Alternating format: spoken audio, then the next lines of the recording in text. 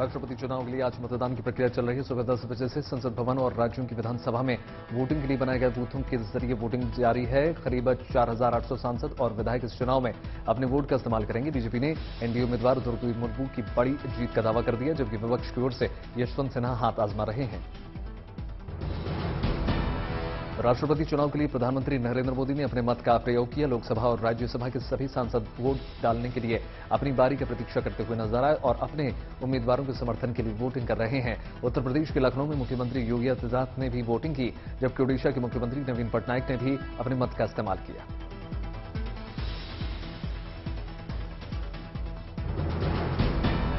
अब से थोड़ी देर में संसद के मॉनसून सत्र की शुरुआत होने जा रही है। सत्र के दौरान महंगाई अग्निपथ योजना, ईडी सीबीआई के दुरुपयोग के आरोप समेत तमाम मुद्दों पर हंगामे के आसार नजर आ रहे हैं। सत्र से पहले सरकार की ओर से रविवार को सर्वदलीय बैठक बुलाई गई, जिसके बाद संसदीय कार्य मंत्री प्रहलाद जोशी ने कहा कि मॉनसून सत्र में सरकार 32 बिल पेश करेगी। हम सभी बिलों पर चर्चा करने के लिए तैयार हैं और विपक्ष से सहयोग की अपील कर रहे हैं। लोकसभा अध्यक्ष ओम बिरला ने भी सांसदों से सुचारू रूप से संसद को चलाए रखने की अपील की।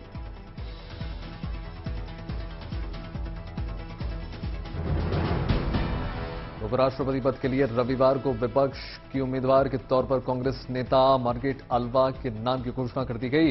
एनसीपी प्रमुख शरद पवार ने उनके नाम का ऐलान कर दिया। इससे पहले दिल्ली में शरद पवार के आवास पर विपक्षी दलों की बैठक हुई। एनडीए के उपराष्ट्रपति पद के लिए उम्मीदवार के तौर पर जगदीप धनखड़ के नाम का ऐलान कर दिया गया। उपराष्ट्रपति पद के लिए चुनाव 6 अगस्त को होना है।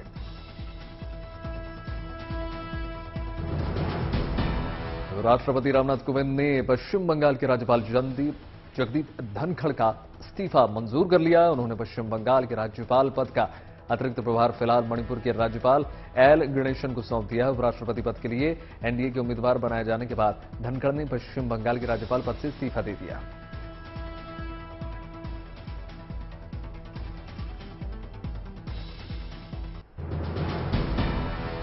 उद्धव ठाकरे की शिवसेना से पलायन थमने का नाम नहीं ले रहा है। मुंबई महानगर क्षेत्र के नगर निगमों में शिंदे गुट की बड़ी संख्या में पार्षदों के शामिल होने के बाद अब आदित्य ठाकरे के नेतृत्व वाली शिवसेना की युवा शाखा युवा सेना भी मुख्यमंत्री एकनाथ शिंदे के समर्थन में आ चुकी है। युवा सेना के सचिव और ठाणे नगर निगम के पूर्व पार्षद पूर्वेश शिंदे खेमे में शामिल हो गए हैं। मुख्यमंत्री शिंदे के सरकारी आवास पर देर रात ठाणे जिले की भारी संख्या में युवा कार्यकर्ताओं ने अपने समर्थन की घोषणा की। मध्य प्रदेश की छिंदवाड़ा नगर निगम में कांग्रेस ने वापसी कर लिया। कांग्रेस के विक्रम ने मेयर पद पर अपनी जीत की ताजपोशी हासिल की। छिंदवाड़ा में कांग्रेस की ये 18 साल बाद जीत हुई है। आके ने इस जीत का श्रेय मध्य प्रदेश के पूर्व मुख्यमंत्री कमलनाथ को दिया। विक्रम महज 30 वर्ष की उम्र में छिंदवाड़ा के पहले महापौर होंगे। 57 साल बाद ग्वालियर में भी कांग्रेस का मेयर बना है। मध्य प्रदेश की सिंगरौली में नगर निकाय चुनाव के चौंकाने वाले नतीजे सामने आए। यहां मेयर चुनाव में आम आदमी पार्टी ने अप्रत्याशित जीत हासिल कर दी। आम आदमी पार्टी की रानी अग्रवाल ने बीजेपी की चंद्र प्रताप विश्वकर्मा को 9,352 वोटों से हराकर अपने नाम जीत दर्ज कर ली। ये सीट पहले बीजेपी के कब्जे में थी।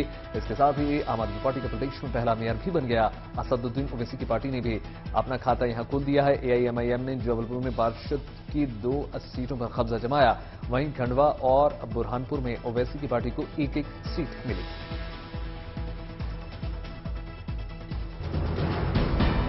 दिल्ली के उपराज्यपाल विनय कुमार सक्सेना ने आम आदमी पार्टी के विधायक अमानतुल्लाह खान के खिलाफ मुकदमा चलाने के लिए सीबीआई को मंजूरी दे दी है।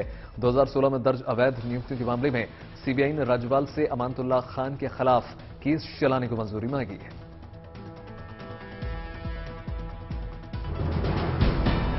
आज असम के मुख्यमंत्री हिमंता बिस्वा शर्मा ने गुवाहाटी में जनता भवन में वृक्षारोपण कार्यक्रम का शुभारंभ कर दिया और कह दिया कि वनों को नष्ट होना प्राकृतिक आपदाओं के आने का एक प्रमुख कारण है। वृक्षारोपण के माध्यम से वन क्षेत्र को पुनः प्राप्त करने, अतिक्रमण को हटाने और स्थानीय लोगों के साथ मिलकर काम करने में वन विभाग की बड़ी भूमिका होनी चाहिए।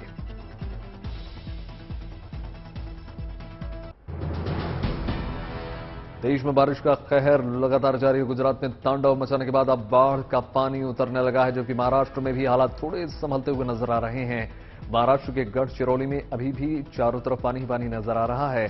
पंजाब में भारी बारिश हो रही है। चंडीगढ़ में इतनी बारिश हुई कि वहां सुखना लेक पानी से लबालब भर गई। प्रशासन ने इसको लेकर चेतावनी जारी कर दी है।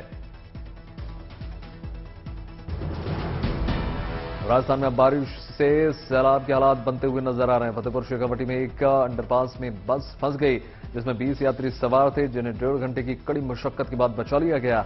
ये बस बीकानेर से खेतड़ी जा रही थी। अंडरपास में पानी भरने की वजह से यहां ना तो बैरिकेड्स लगाए गए थे और न ही प्रशासन ने किसी तरीके की तैनाती की थी। राजस्थान के सीकर में देर रात हुई भारी बारिश की वजह से कई इलाके जलमग्न नजर आ रहे हैं और चारों नगर परिषद के दावों की पोल खुलती हुई नजर आ रही है। पानी ने दुकानदारों को लाखों रुपए का चूना लगा दिया। शहर के नवलगढ़ रोड, बजाज रोड सहित अनेक इलाकों में पिछले कई वर्षों से बारिश के समय जलभराव की समस्या बनी रहती है, लेकिन नगर परिषद की उदासीनता के चलते आज तक जलभराव की समस्या से निजात नहीं मिला। राजस्थान के धौलपुर जिले में 1.5 घंटे की झमाझम बारिश से मौसम खुशनुमा हो गया, लेकिन धौलपुर शहर की सड़कें जलमग्न होती हुई नजर आईं। आम जन को खासी परेशानी को सामना करना पड़ा। वहीं जिले में बसेड़ी उपखंड के गांव नादनपुर में शेरनी नदी उफरते हुए जाने से नादनपुर से सरमथुरा, करौली सहित 1 दर्जन से अधिक गांवों में संपर्क कट चुका है। उत्तराखंड के बागेश्वर के कपकोट तहसील क्षेत्र में खार बगड़ गांव में लाइव लैंडस्लाइड और बोल्डर गिरने की तस्वीर कैमरे में कैद हो गई। स्थानीय लोगों का यह कहना है कि खार बगड़ गांव में लगातार लैंडस्लाइड की घटनाओं से खतरा बढ़ता चला जा रहा है। बागेश्वर के कपकोट में सबसे ज्यादा लैंडस्लाइड की घटनाएं देखी जा रही हैं। क्षेत्र में भारी बारिश के बाद अब पहाड़ कमजोर पड़ने लगे हैं। लगातार पहाड़ों से मलबा गिरने से ग्रामीणों की मुश्किलें बढ़ती हुई नजर आ रही हैं।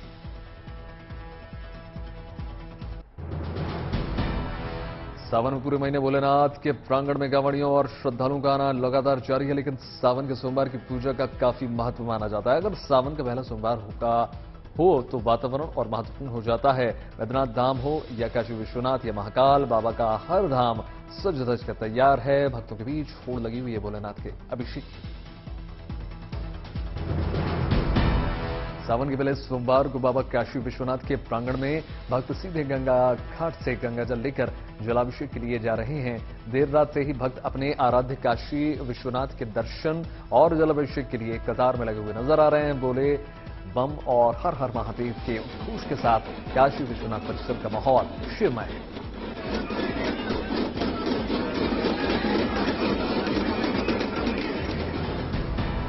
सावन के पहले सोमवार को विश्व भर में प्रसिद्ध उज्जैन के महाकाल मंदिर का माहौल भक्तिमय नजर आया। आज बड़ी संख्या में श्रद्धालुओं ने बाबा की दुर्लभ भस्म आरती के दर्शन किए। बाबा महाकालेश्वर ज्योतिर्लिंग मंदिर के पट सुबह 2:30 बजे ही खोल दिए गए। इसके बाद महाकालेश्वर को दुग्ध, घी, दही, शक्कर, शहद, पंचामृत अभिषेक उससे कराया गया। अभिषेक के बाद बाबा का श्रृंगार कर भस्म आरती की गई। भस्म आरती के बाद बाबा का मनमोहक श्रृंगार किया गया।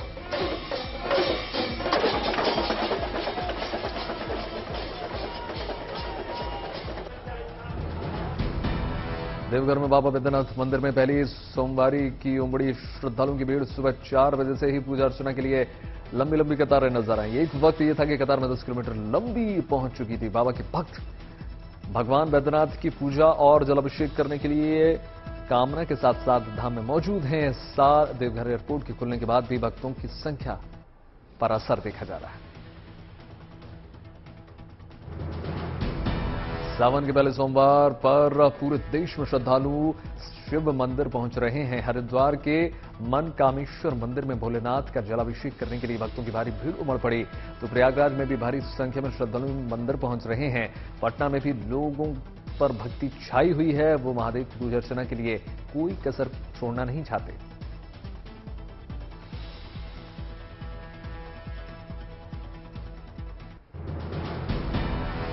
उत्तर प्रदेश के मऊ जिले में सरयू नदी से एक युवक को चांदी का 53 किलोग्राम का शिवलिंग मिला। शिवलिंग मिलने की खबर फैलते ही इसे देखने के लिए हजारों लोगों की भीड़ उमड़ पड़ी। शिवलिंग को थाने में लाकर इसकी पूजा अर्चना की गई।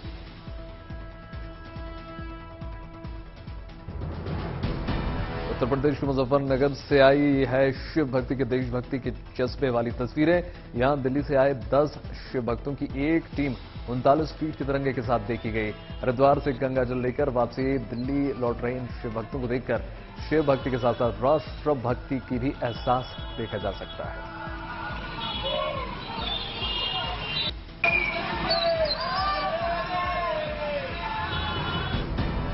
खराब मौसम के साथ कई और अड़चनों के बाद भी भगवान अमरनाथ के भक्तों में उत्साह चरम पर देखा जा रहा है। देश के अलग अलग राज्यों से आए तीर्थयात्री अपने आराध्य के दर्शन के लिए लालायित नजर आ रहे हैं, इसलिए मार्ग पर आ रही बाधाओं की उनको परवाह नहीं है और बदस्तूर अपनी यात्रा लगातार जारी कर रहे हैं। इसलिए वो सड़क मार्ग से पूरे उत्साह के साथ बाबा बर्फानी की प्रांगण पर पहुंच रहे हैं।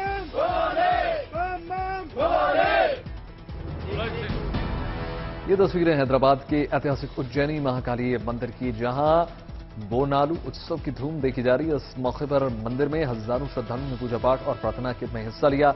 महिला भक्तों ने देवी महाकाली को पके हुए चावल, गुड़, दही और नीम के पत्तों के युक्त बोनम चढ़ाया गया। आज इस उत्सव का समापन होगा।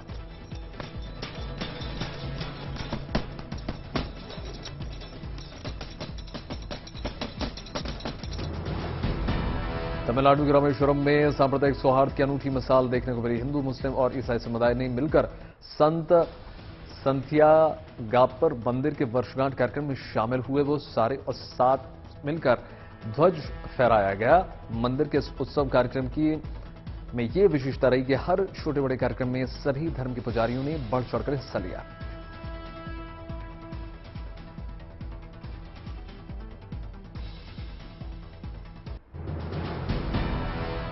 आम लोगों पर आज से महंगाई का एक और अटैक पड़ गया है। आज से जरूरत की तमाम वस्तुओं के दाम बढ़ जाएंगे। रोजमर्रा की वस्तुएं जैसे दही, लस्सी, चावल, पनीर की कीमतें बढ़ने जा रही हैं।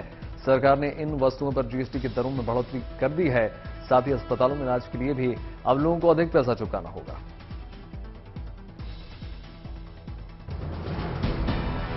असम के सिलचर शहर के 4 लड़के पानी बचाओ प्रकृति बचाओ के मुद्दे पर जागरूकता अभियान चला रहे हैं। साइकिल से ही ये चारों दोस्त सिलचर से केदारनाथ धाम गए थे। 35,200 किलोमीटर की इस साइकिल यात्रा कर वापस सिलचर वो लौट आए और युवकों ने यात्रा के दौरान कूच बिहार, पश्चिम बंगाल और उत्तर प्रदेश सहित कई राज्यों में लोगों से काफी उनको मदद भी मिली और पानी बचाने के लिए लोगों को उन्होंने जागरूक किया।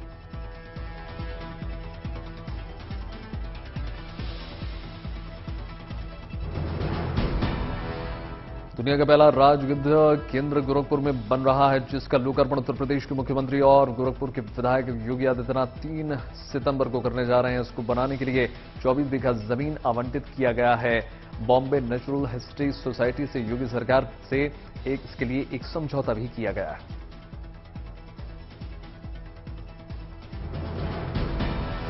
चेन्नई का मशहूर नेपियर ब्रिज ओलंपियाड से पहले चेन्नई के नेपियर ब्रिज को शतरंज की बसात में सजा दिया गया है, जो इन दिनों सोशल मीडिया पर केंद्र बना हुआ है। यहां गुजरने वाले सेल्फी जरूर ले रहे हैं। शतरंज के ब्लैक एंड व्हाइट बोर्ड की तरह देखने वाला ये ब्रिज काफी आकर्षण का केंद्र है। सूरत एक ऐसा शहर है जहां हर शनिवार और रविवार गरीब से लेकर करोड़पति तक फुटपाथ पर बैठकर अपने परिवार के साथ खाना खाते हुए नजर आते हैं। हर एक शनिवार और रविवार को यहां त्योहार सा माहौल बन जाता है। सूरत के लोग अपने दोस्तों या परिवार के साथ यहां पर आते हैं और घर के टिफिन बनाकर फुटपाथ में बैठकर यहां खाना खाते हैं। कई बार फुटपाथ पर फेरी वालों को भी स्ट्रीट फूड मंगाकर खिलाया जाता है। सूरतियों का मानना है कि फुटपाथ पर बैठकर खाने खाने में अलग ही आनंद आता है।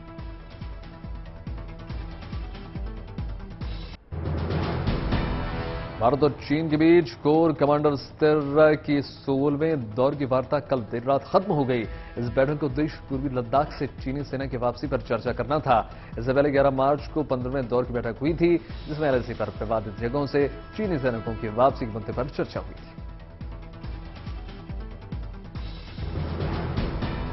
आरजेडी नेता तेजस्वी यादव पटना में क्रिकेट खेलते हुए नजर आए। तेजस्वी यादव पटना में स्थित अपने घर 10 सर्कुलर रोड पर बैटिंग और बॉलिंग करते हुए नजर आए। क्रिकेट खेलने का ये वीडियो तेजस्वी ने ही सोशल मीडिया पर पोस्ट किया। तेजस्वी एक क्रिकेटर भी हैं, लेकिन इसे तेजस्वी के वजन कम करने से भी जोड़ा जा रहा है, क्योंकि कुछ दिन पहले पटना में प्रधानमंत्री नरेंद्र मोदी ने तेजस्वी को वजन घटाने की नसीहत दी थी।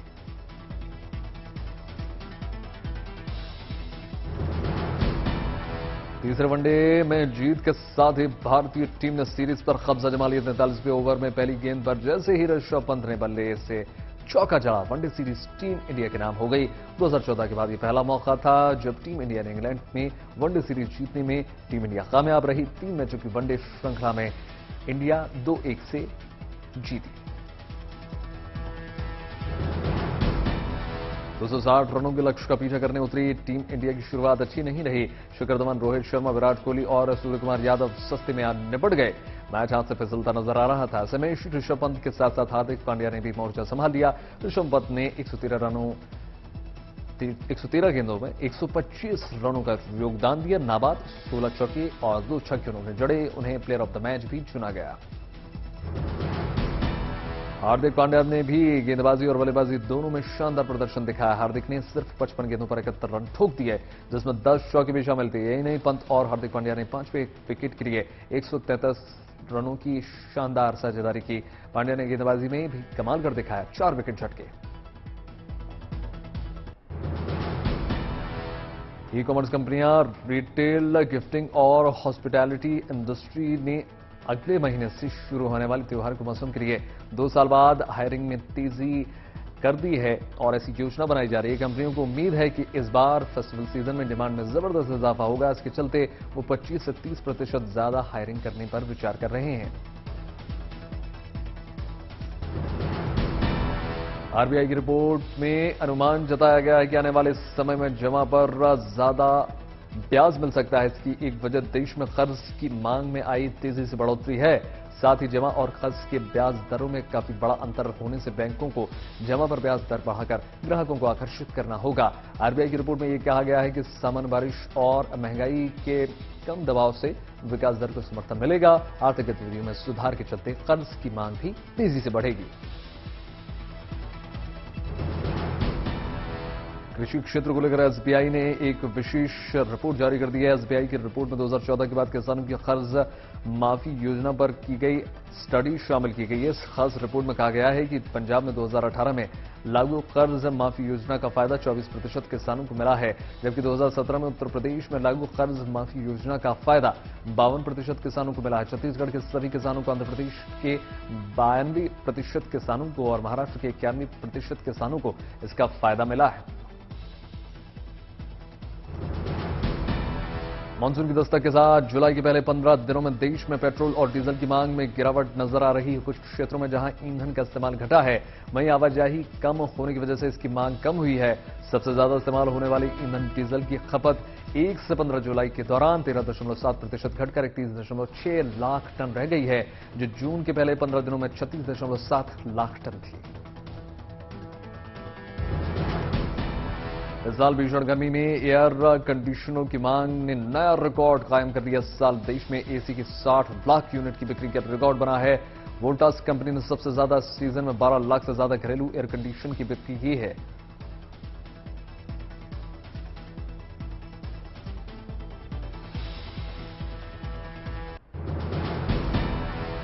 इमरान खान की पाकिस्तान तहरीक इंसाफ ने रविवार को पंजाब के असेंबली उपचुनाव में वर्तमान प्रधानमंत्री शहबाज शरीफ को करारा झटका देते हुए क्लीन स्वीप कर दिया। तत्कालीन प्रधानमंत्री इमरान खान को अप्रैल में हटाए जाने के बाद से पीटीआई और प्रधानमंत्री शहबाज शरीफ की पार्टी पाकिस्तान मुस्लिम लीग नवाज के बीच ये पहला प्रमुख चुनावी मुकाबला था। श्रीलंका के कार्यवाहक राष्ट्रपति रानिल विक्रमसिंघे ने आपातकाल की स्थिति घोषणा कर दी है। उन्होंने कहा कि सार्वजनिक सुरक्षा और सार्वजनिक व्यवस्था बनाए रखने के लिए उन्होंने आपातकाल लगाया है। रविवार देर रात आपातकाल की घोषणा के लिए सरकार ने अधिसूचना जारी की। श्रीलंका में सियासी बवाल के बाद विपक्ष के राष्ट्रपति पद के उम्मीदवार साजिद प्रेमदासा ने बड़ा बयान जारी कर दिया। उन्होंने कहा है कि देश को एक नए चुनावी जनादेश की जरूरत है और संसद के भीतर जोड़ तोड़ नहीं होनी चाहिए। बता दें कि श्रीलंका में आर्थिक संकट के बाद भी भारी विरोध प्रदर्शन पहले से ही लगातार जारी है। प्रदर्शनकारियों ने कई सरकारी भवनों पर कब्जा भी कर जमाया है।